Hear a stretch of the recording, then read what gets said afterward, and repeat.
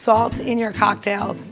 You know, it's super important these days, right? Everyone's talking about like salt, MSG, Himalayan pink salt, Maldon salt, you know, cocktails calling for salt in there. So I'm just gonna help you along with this process, right?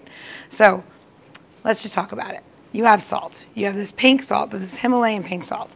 This is something that you usually cook with, right? You put it in a grinder, it comes out in your hand. I don't know if you could see that really well, but it's like really, really small and flaky. You don't use the small flaky salt for your cocktails. This will make your drink extremely salty. Use this for your pasta. Now, pink salt in a flake form is fine. You need to get it a little bit more granulated and a little bit bigger. Now, when you're looking, someone calls for pink salt, it doesn't mean replace it with pink sprinkles. Do not use pink sprinkles in your cocktail. Do you want to use this in your drink?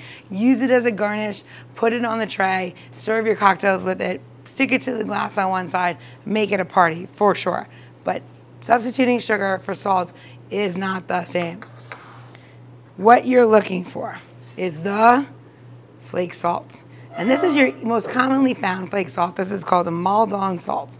And Maldon salt is really quite lovely. It's considered a pyramid salt.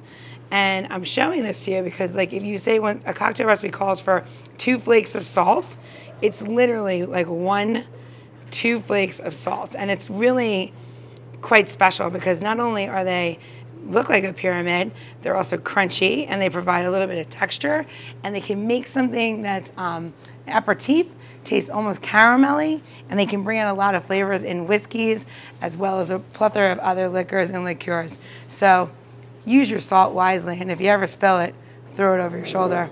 See you next time.